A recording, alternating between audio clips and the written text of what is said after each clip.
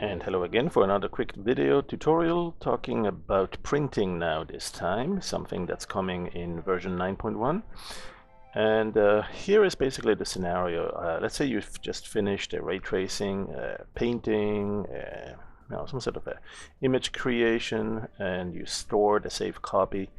And you're looking between this one or this one and decide, okay, it's time to print those. This one may be fairly high resolution. Let's see, image info, not too high actually, 1488 pixels wide, 1230 in height.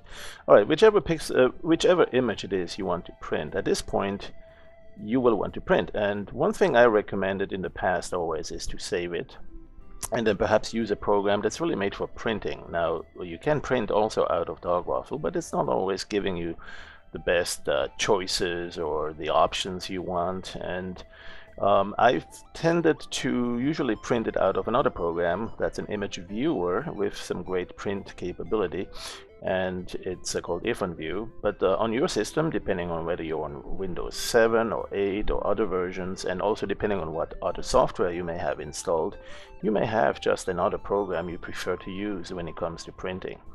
So something that we've added in Dogwaffle 9.1 is an option not just to print, but to actually select where to send it so that you can print with what you like to use. And essentially, in addition to the regular print panel, you now have two more options: the associated print program and the associated image viewer. Associated means that that is what Windows has associated with the command to print or with a command to view an image. Right, so if, for instance, you install Irfanview, after you've installed it, whenever you double-click a JPEG image, or double-click a BMP file or so, usually it will be that image viewer, Irfanview, that will open that image file.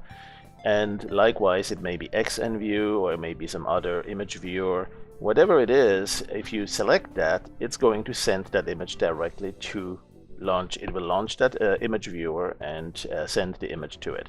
So let's see the three different ways that you can print. Right, essentially the old print panel is still there, and it may have evolved a little bit too. It will take a little while in my case to launch because I have a printer not on this particular same computer, but it's a network printer, and you can go see the properties of that. It's on my Oshib laptop, whereas this one here is a different system. And I'm not too fond of this user interface. Let's say I want to add, I don't know, margins or change the size of the print. It's just not giving me all the options. So that's why we needed this, and this is, I think, what really helps. You may have an associated print program that's coming by default on your Windows system. This one here, I'm running Windows 8 French edition, and it picks up the printer, but you can pick in other places. You could send it to XPS document writer. You could send it to a new printer that you want to select. Select dimensions, preset formats, the quality, and then also what type of paper you want to use. So there's all sorts of different choices that you may now start to see, because it's going through this generic or associated printer option. And there are other ways also to fine-tune what's going to print and how. So that's one more way. And then the one that I really like the most is to actually go to my favorite image viewer. And so that would be this one here, which in my case is Irfanview. And so boom, it loads it and starts up Irfanview. It puts the image into a temp.bmp.bmp file and loads that in Irfanview. And so if you don't know Irfanview, I certainly encourage you to have a look at it. It is a great program to just view the images and do a whole lot of image manipulations too. But one of the key things is that it also has some great printing interface. So let's say you have it loaded, let's retrack and go all the way from the beginning. You load this image. Well, let's say you do this one, right? Let's say you want to take this one and you want to print it with Irfanview. I'm going to choose the associated image viewer. And so now here's the image. Let's go and make it a little bit smaller so it fits in my screen capture. Let's go use the minus key here to zoom down a little bit.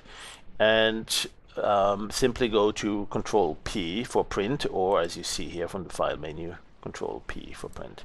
And so now you have tons of options that were not directly in Dogwaffle, but because of that connection to the associated image viewer, you can now also have access to that without thinking about where do you launch it, how do you go to Irfanview. It's just coming in automatically. And so one thing I really like about Irfanview for printing is that you get an immediate feedback here, or a view of what it's going to look like. You get the portrait, the landscape. It's scaling it on the fly, redimensioning it, or sampling it, so that if you have a very small image but you want to print it on a big poster paper or high resolution, it can resample that on the fly. And so it's really great, because it just does a lot of things so much more naturally than if you have to think about DPIs and all that stuff. So I really like this as a way to print directly from Irfanview by going from the option to associate it into my to load it into my associated image viewer. So that's one thing I wanted to show you as a new option. And hope you enjoy Dogwaffle 9. Pretty soon this feature will be available in 9.1 as a free update for Howler. And that's all for this quick video right now, and thanks for watching.